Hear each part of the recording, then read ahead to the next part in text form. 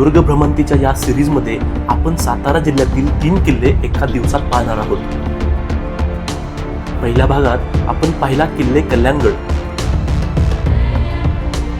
कल्याणगडावरील अद्भुत जलमंदिर आणि त्यामध्ये असणारे देवदेवतांचे आपण दर्शन घेतले. मनाला थक्क करणारे हे गुफा मंदिर आणि किल्ला पाहून पुढे आपण पोहोचलो किल्ले वर्धनगडावर. या शिवनिर्मित किल्ले वर्धनगडावर आपण पाहिलं गोमुखी प्रवेशद्वार आणि त्याची रचना, भक्कम आणि मजबूत तटबंदी आणि या तटबंदीमध्ये असणारे चोर दरवाजे.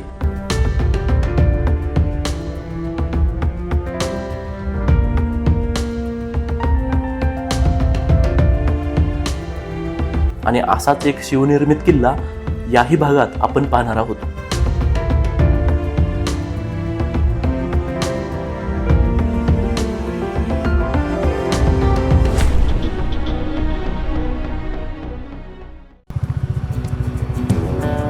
वर्धनगडावरून पुसेगावच्या पुढे आल्यावर आपल्याला महिमानगडकडे जाण्यासाठी फाटा लागतो.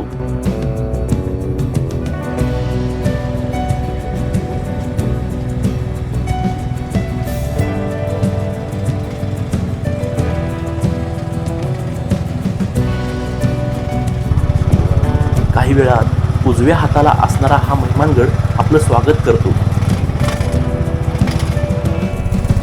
आणखीन काही वेळात आपण गडपायथ्याच्या महिमानगड या गावात पोहोचतो. नमस्कार मंडळी, जय शिवराय. मी विशाल साळवी पुन्हा एकदा स्वागत करतो तुमचं मराठी फॅक्टरमध्ये.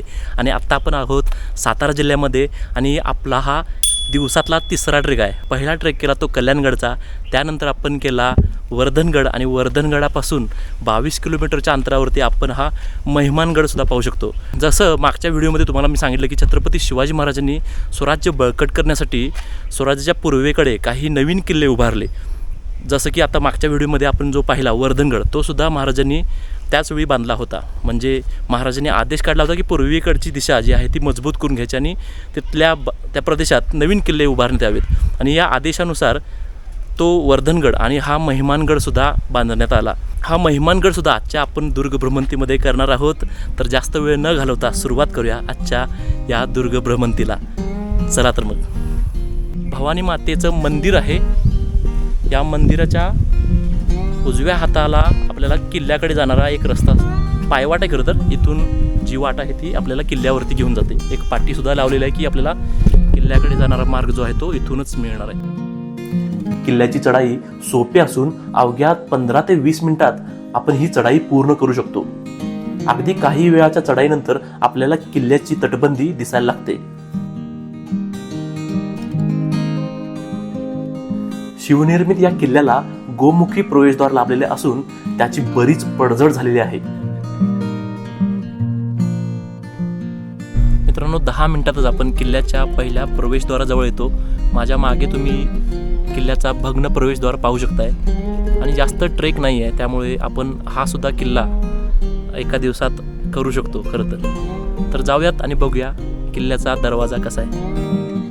गोमुखी दरवाजाच्या या रचनेमध्ये सुरुवातीला आपल्याला एक बुरुज पाहायला मिळतो आणि तटबंदी डाव्या हाताला ठेवत आपण पोहोचतो भग्न प्रवेशद्वाराजवळ.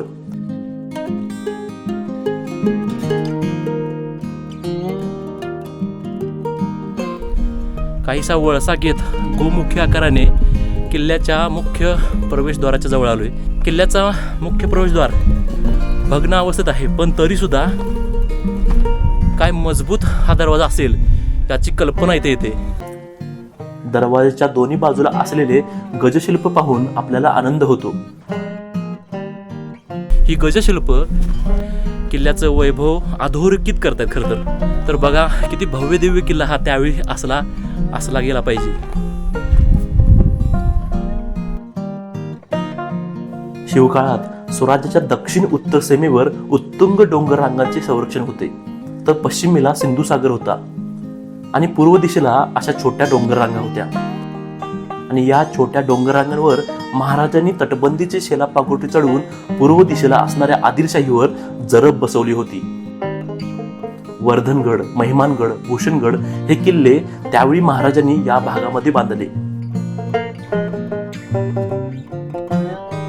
खूप छान पद्धतीने हा नकाशा इकडे मित्रांनो दाखवलेला आहे. म्हणजे इतका सुंदर दिला ना की कोणीही अनोळखी व्यक्ती या किल्ल्याला जर भेट देत असेल तर या नकाशाद्वारे या किल्ल्यावर आपण काय काय पाहणार आहोत याचा सारांश लगेच लक्षात येतो आणि आपल्याला काय काय बघायचं आहे याची एक पूर्वकल्पना येते. त्यामुळे कोणतीही गोष्ट सुटत नाही आणि आपला किल्ला व्यवस्थित पाहून होतो. गडमाथ्यावर पोहोचताच आपल्याला एक मारुती मंदिर दिसून येतं. पावसाळ्यात वादळ वाऱ्यामध्ये याचं छप्पर उडालं असल्याने आता या मंदिराला छप्पर नाहीये, पण आतमध्ये मारुतीची एक सुरेख मूर्ती आपल्याला पाहता येते.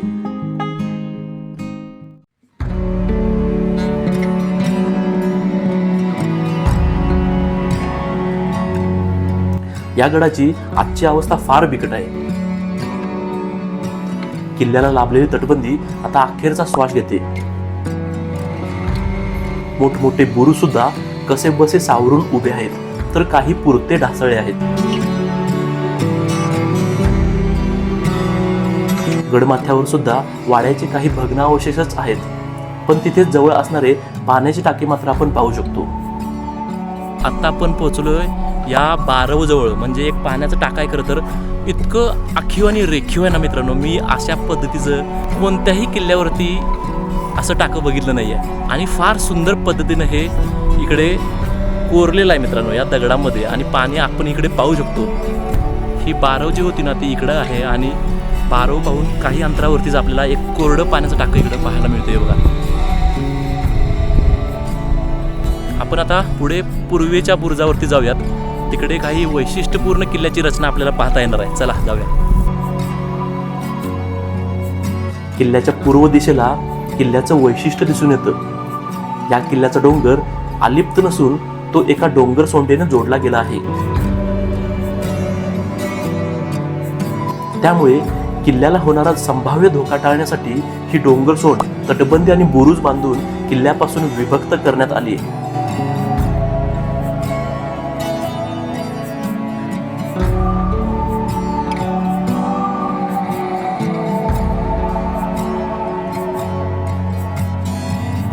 या तटबंदीमध्ये असे 2 चोर दरवाजे असून यातूनच आपण पूर्व दिशेच्या डोंगर सोंडेवर जाऊ शकतो.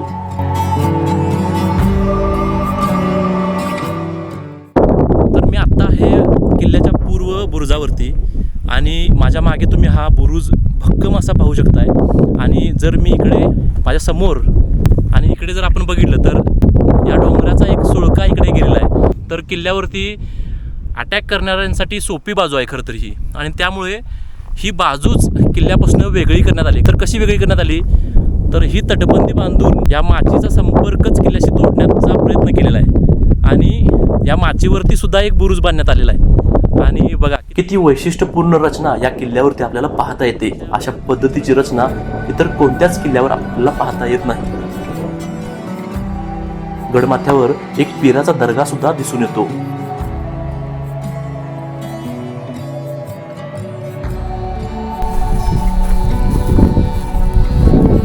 या बाजूला काही इमारतींचे अवशेष आहेत, फक्त भग्नावशेष आहेत. आता जास्त काही तिकडे वास्तू नाही आहेत. किल्ला छोटे का नाही मित्रांनो, आणि किल्ल्यावरती वास्तूसुद्धा फार कमी आहेत, पण शिवनिर्मित असल्यामुळे या किल्ल्याला अनन्यसाधारण महत्त्व आहे मित्रांनो.